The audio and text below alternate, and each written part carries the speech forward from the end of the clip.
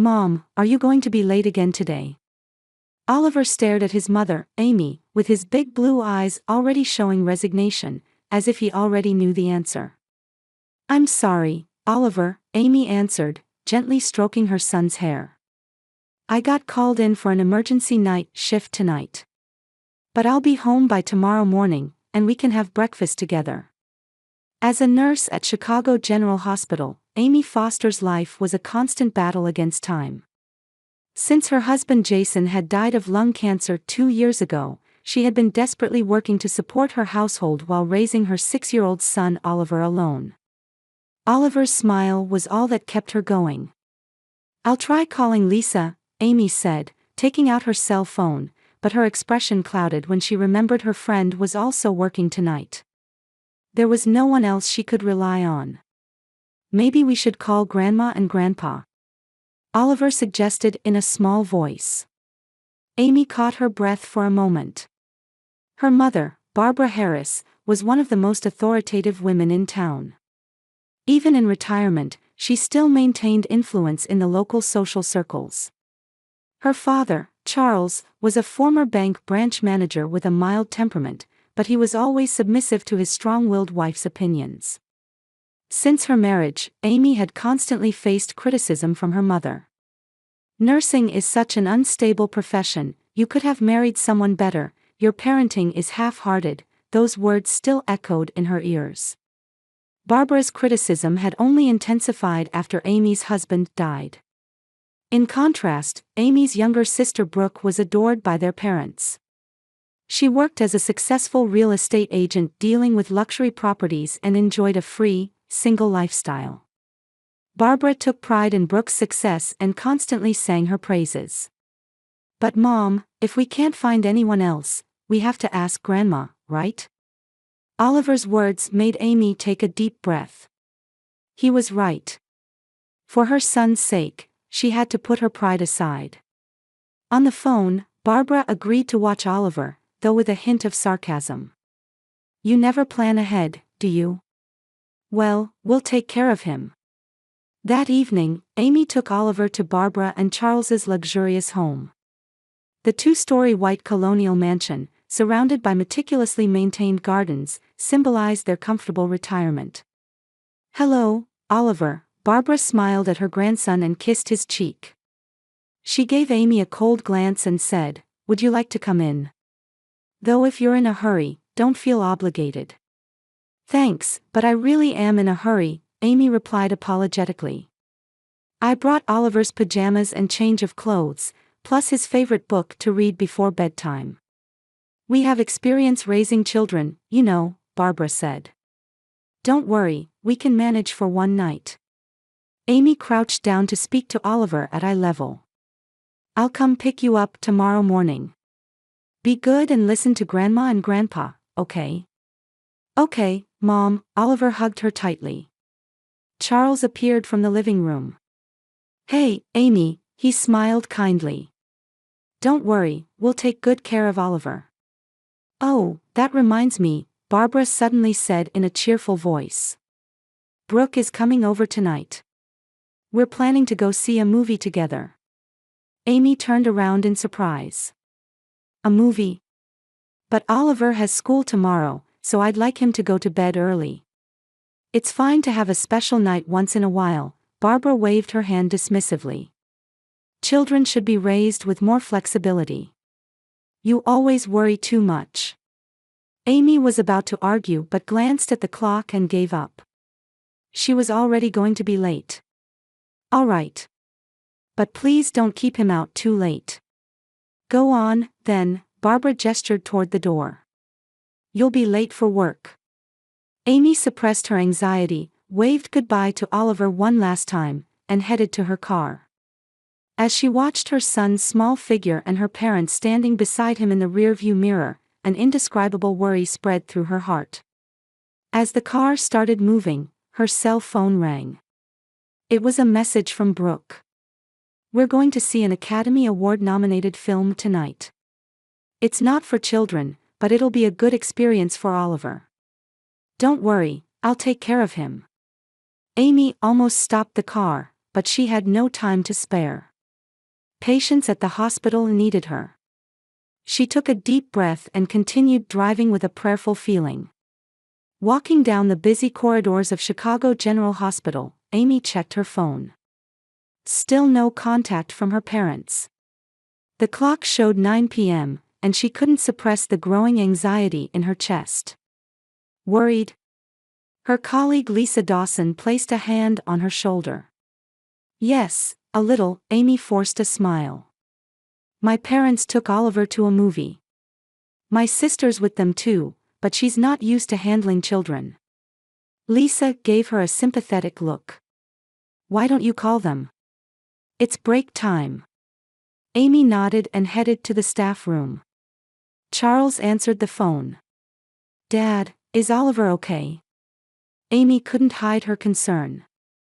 Oh, don't worry, Charles's voice sounded cheerful. We just finished watching the movie. Oliver's having a good time. Was the movie appropriate for him? Well, it might have been a bit mature. Charles answered, choosing his words carefully. But Barbara says cultural experiences are important too. Amy frowned. I see. But it's his bedtime now, so I'd like him to head home. Actually, we're planning to go to a new restaurant Brooke recommended, Charles said, sounding a bit apologetic. Barbara made a special reservation. But Dad, Oliver has school tomorrow. It's almost 10 o'clock, Amy's voice contained undisguisable irritation. Amy, you worry too much, Barbara's voice suddenly interrupted, apparently having taken the phone from her husband. It's fine to have a special night once in a while. We'll take responsibility. Mom, please. Oliver needs proper sleep. He won't be able to concentrate in class tomorrow. You're always too strict, Barbara's voice was critical. Creating fun childhood memories is important too. Besides, dining at a fine restaurant will be educational for him. Amy took a deep breath. She knew from years of experience that arguing with her mother wouldn't resolve anything. All right. But please don't stay out too late. Can I talk to Oliver? He's in the bathroom right now, Barbara said lightly. Don't worry, we'll take care of him. You focus on your work. Before the call ended, Amy heard Brooke's voice in the background, hurry up. We'll be late for our reservation. Amy closed the phone with trembling hands. She felt something tightening inside her. But she had to focus on the work in front of her.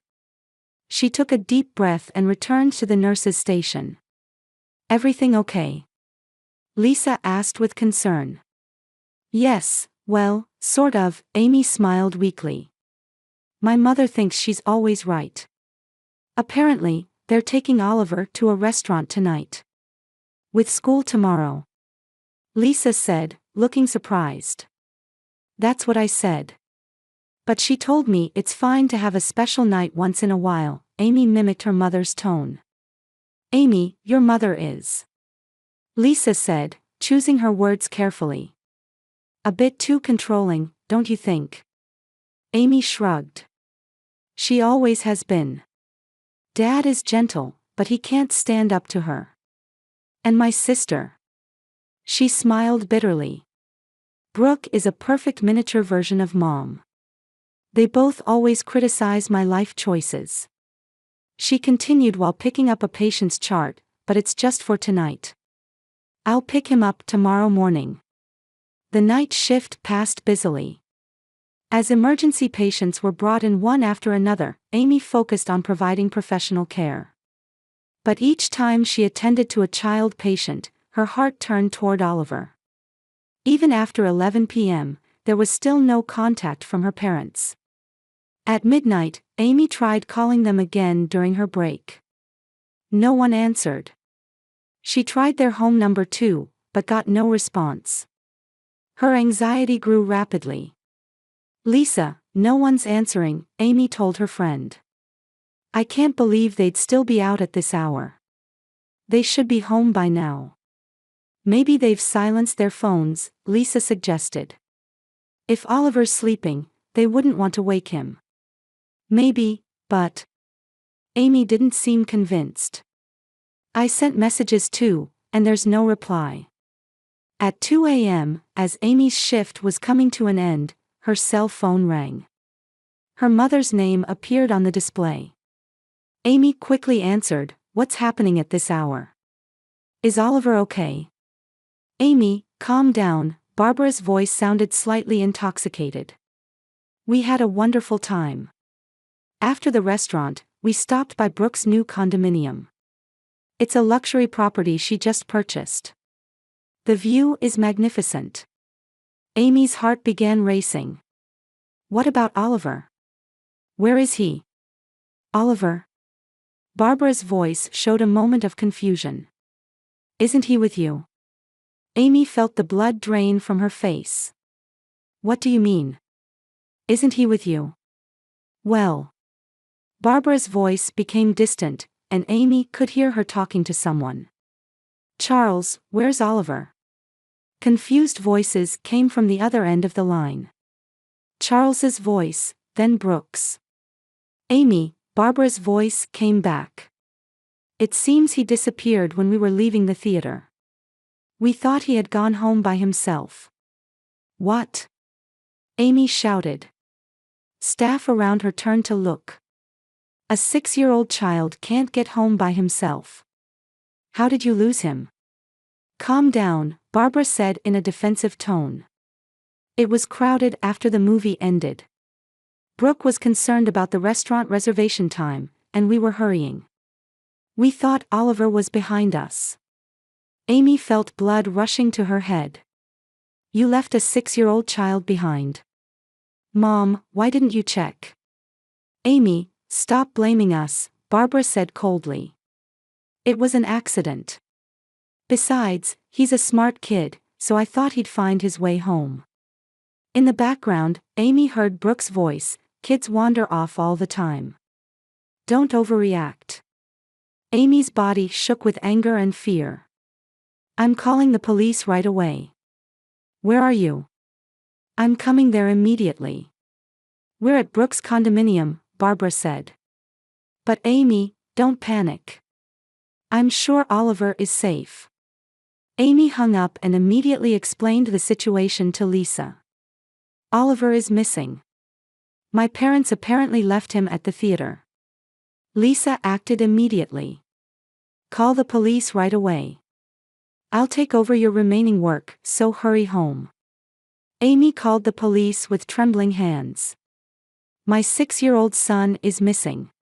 He's a white boy with brown hair and blue eyes, last seen at the downtown movie theater."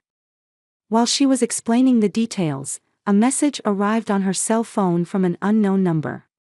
"Ma'am, this is Officer Thomas of the Chicago Police. We have a boy in our custody who appears to be your son. Please come to the Central Station immediately." Amy's heart pounded almost painfully.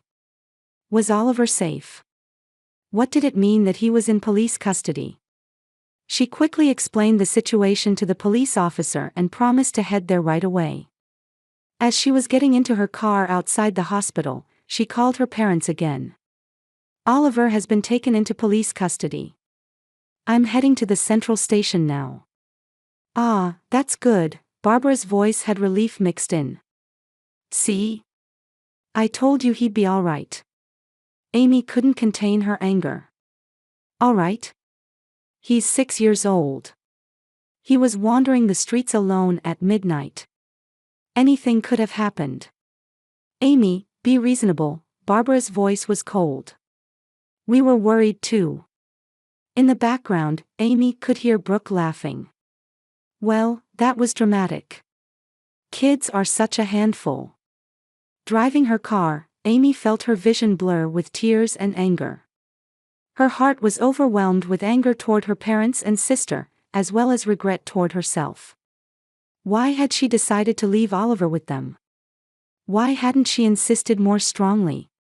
Stopped at a red light on her way to the Central Station, she suddenly remembered Oliver's anxious eyes before she left the house that evening.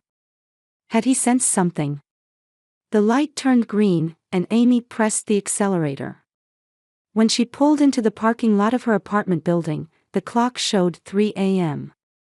The police had informed Amy that Oliver would be brought to her home because he had remembered her address. She turned off the engine, took a deep breath, and got out of the car. As she ran up the stairs to her apartment, she blamed herself. Why had she left Oliver with her parents? Why hadn't she objected more strongly when she heard they were going to a movie? As she approached her apartment door, the intercom rang. Amy pressed the button to answer. Yes. Officer Johnson of the Chicago Police. I've brought your child, a male voice responded. Amy immediately unlocked the door and rushed into the hallway. There stood a uniformed police officer with a small figure beside him. It was Oliver. Oliver! Amy cried, running down the stairs. Oliver's face was wet with tears. His clothes were disheveled, and his hands were dirty. As soon as he saw Amy, he shouted, "Mom," and ran toward her. Amy hugged her son and noticed his small body was cold. "Are you okay? Are you hurt?" she asked, checking him over. Oliver shook his head. "I was scared," he whispered in a small voice. The police officer stood with a stern expression. He was in his mid-40s, with eyes that showed both tiredness and professional strictness. "Miss Foster?" the officer asked. "Yes, Amy Foster," she answered while holding Oliver. "A passerby found this child wandering alone outside the movie theater," the officer explained matter-of-factly, though his tone contained disapproval. "He was crying and said he was lost." Amy's face flushed. She wanted to make excuses, but knew better. "I was working a night shift at the hospital. My son was with my parents." The officer took out his notebook. "Could you provide your parents' names and contact information?" "Barbara and Charles Harris," Amy answered with a trembling voice. "They said they took my son to a movie but lost sight of him when they were leaving." The officer's expression hardened further. "Lost sight of him? You mean they left a 6-year-old child unattended in a public place?" Amy was at a loss for words. "I don't know the details either. I just received the call while at work." "I understand," the officer said. "This case will need to be reported to Child Protective Services. Someone will contact you tomorrow." Amy felt a tightening in her chest. Child Protective Services. "But Ms. Foster, you are not being accused," the officer softened his voice slightly. "However, an investigation into the individuals who left your child unattended is necessary. The child's safety is our top priority." Amy nodded silently. Oliver buried his face against her chest, trembling slightly. "I'll prepare a detailed report," the officer continued. "Tomorrow, an officer will visit to take formal statements from you and your son." "Thank you for finding my son," Amy said with heartfelt gratitude. The officer touched his hat lightly. "Your son was brave." Remembering his address helped. He turned to Oliver and his expression softened slightly. "You're a strong boy. Stay safe with your mom." After the police officer left, Amy took Oliver to the apartment and gave him a warm bath. He was still trembling and didn't want to talk. Amy just gently cared for him. After dressing him in clean pajamas, she put Oliver to bed and sat beside him. "Can you tell me what happened?" she asked gently. Oliver finally began to speak, with tears in his eyes. "When the movie ended and everyone was leaving, Grandma was talking with Aunt Brooke." He cleared his throat. "Grandpa was on the phone. No one was watching me." Amy squeezed her son's hand. Oliver continued, "There were so many people, pushing, and suddenly, I couldn't see Grandma and the others anymore." His voice trembled. "I called out, but they didn't seem to hear. When I went outside, I got even more lost." Amy's heart ached. She wanted to hug her son, but knew it was important to let him finish his story. "You must have been scared," she said gently. Oliver nodded. But I remembered what you taught me. If I get lost, I should ask a store employee or a police officer for help. A hint of pride appeared in his eyes. So I talked to a lady who was nearby. She called the police for me. A warmth spread through Amy's chest. That's right, that was the correct decision. You're such a smart boy. The police officer was nice, Oliver said. But Grandma and Grandpa and Aunt Brooke. He faltered. What is it? Amy gently prompted. Did they forget about me? Oliver's clear blue eyes clouded with doubt and sadness. Because I'm not important to them. Amy felt her heart breaking. No, that's not true, she placed her hand on Oliver's cheek. You are very important. Nothing can change that. But the police officer said Grandma was laughing on the phone. Oliver's voice grew smaller. Were they okay with me being gone? Amy was at a loss for words. Her body trembled with anger toward her parents and sister. She felt furious not only because they had left Oliver behind, but also because their subsequent attitude was causing her son additional pain. Oliver, listen, she looked into her son's eyes with a serious expression. Sometimes, even adults make mistakes. Grandma and the others made a big mistake. But it's not your fault. Oliver nodded silently. He looked exhausted. We'll talk more tomorrow, Amy said. Now, get some rest. I'll stay right by your side. Oliver closed his eyes beside Amy. Even after he fell asleep, she continued to hold his hand. Along with anger toward her parents, guilt toward herself was tormenting her. Her cell phone rang. It was from Barbara. Amy ignored the call and silenced her phone. Right now, she wanted to focus only on protecting the small life sleeping in front of her. Morning light shone through the gap in the curtains, illuminating Amy's face. She had barely slept. Next to Oliver, listening to his safe, sleeping breaths, the events of last night had continued to spin in her head. At breakfast, Oliver was quieter than usual. He just stirred his cereal without really eating it. Are you feeling sick? Amy asked gently. Oliver shrugged. I don't want to go to school today. Amy understood. It's okay to stay home today. Let's take it easy. As she was cleaning up, the doorbell rang. The clock showed 9 a.m. When she opened the door, a serious-looking woman stood there. She was wearing a suit and carrying a bag with documents. Are you Amy Foster? I'm Laura Mackenzie from Child Protective Services. Amy nervously invited her in. Please, come in. Laura entered the living room and sat on the sofa. I'd like to hear the details about last night's incident. Her voice was professionally calm, but somehow also warm. Amy explained what had happened last night. How she left her son with her parents because of her night shift, how she worried when she heard they were going to a movie, and how she was informed at midnight that her son was missing. Laura listened carefully and took notes. May I speak with Oliver as well? Amy nodded and called Oliver, who was eating cookies in the kitchen. Oliver, this is Laura. She'd like to talk to you. Oliver looked up shyly at Laura. Laura seemed accustomed to dealing with children and naturally crouched down to his eye level. Hello, Oliver. Can you tell me about last night? It must have been scary. Oliver hesitated at first but gradually began to talk about his experience.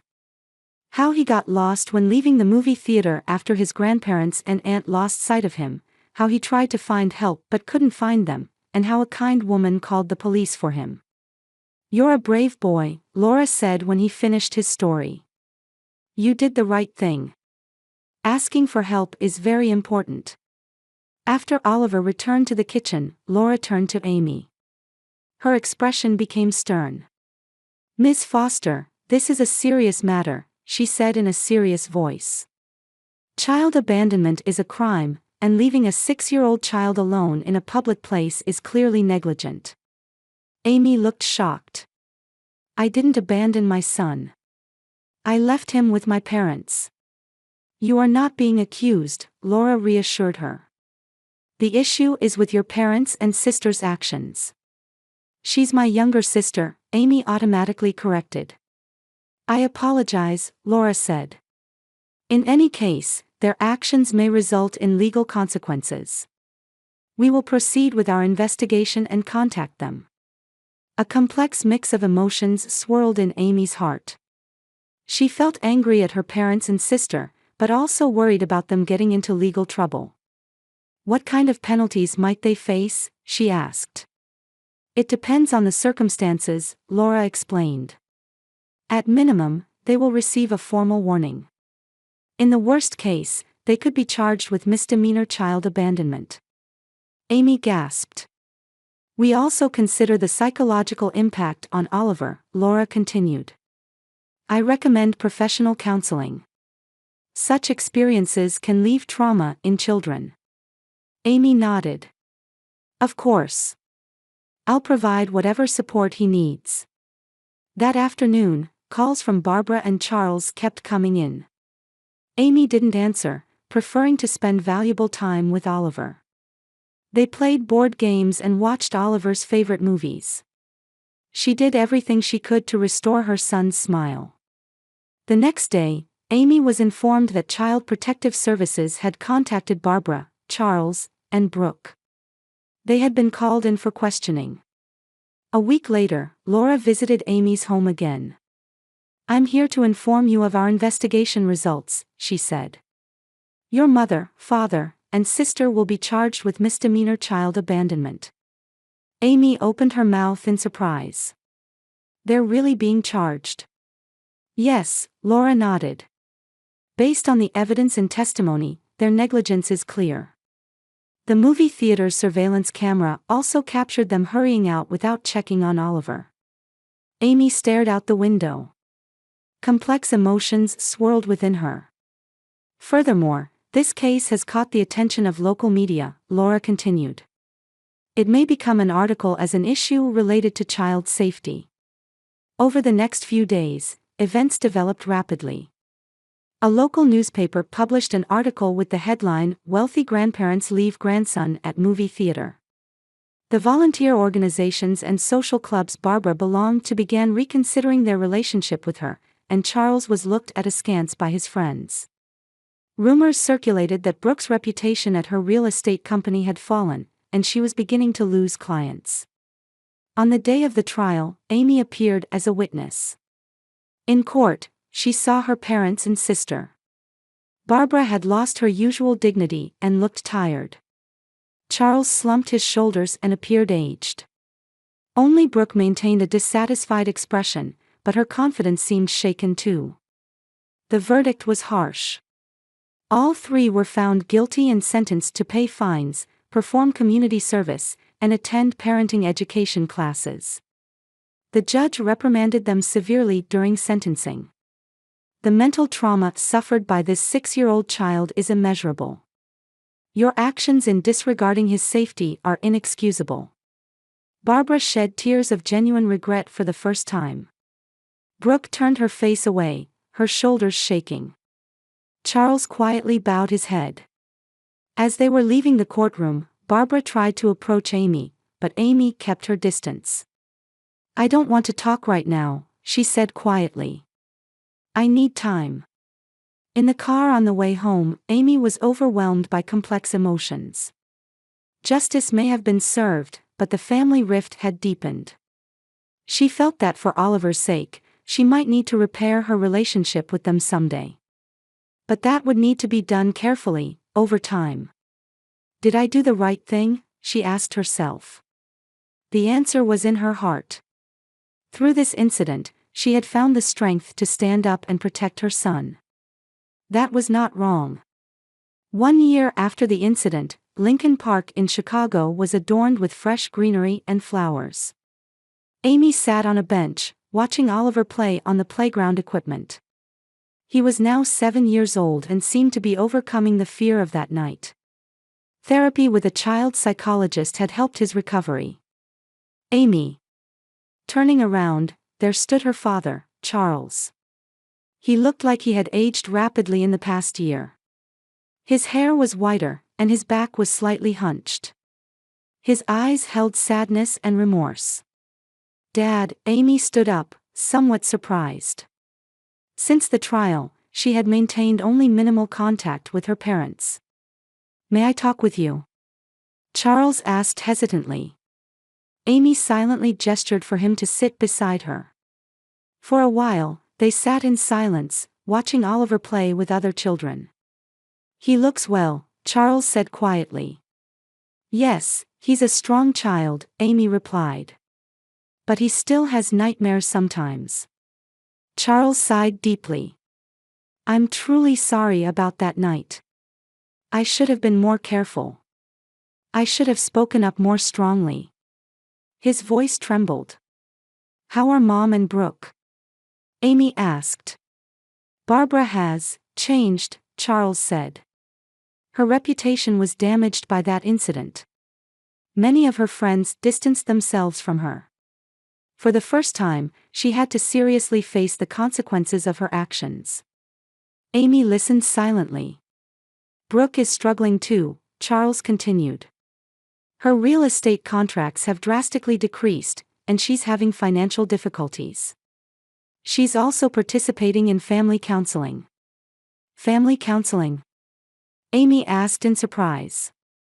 "Yes," Charles nodded.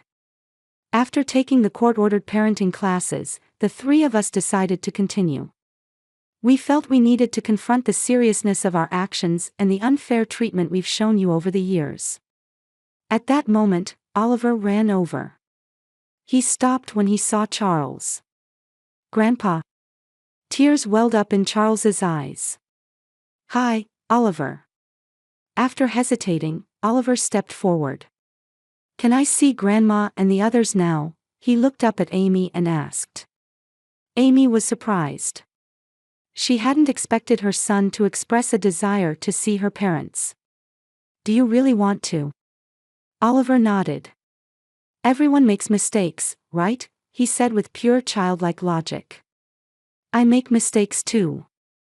Something hot welled up in Amy's chest. She placed her hand on her son's shoulder and looked at Charles. "Let's take it slowly," she said. "Starting with short visits." "Thank you," Charles's voice was full of gratitude. That evening, Amy called Lisa. "Family is complicated," she sighed. "Blood ties aren't the only family," Lisa said gently. "There's also chosen family, like us." Amy smiled. Over the past year, she had built a new, chosen family with close friends including Lisa. Without their support, she couldn't have overcome this difficult time. A few days later, Amy and Oliver reunited with Barbara, Charles, and Brooke in a limited way. It was a tense, awkward time, but it was a first step. That night, as she tucked Oliver into bed, Amy gently stroked his hair. "You taught me the importance of forgiveness." Oliver looked up at her with sleepy eyes. "But it's also important not to forget, right?" Amy nodded with a smile. There was deep truth in his words. There was the true essence of family, where strictness and gentleness coexist.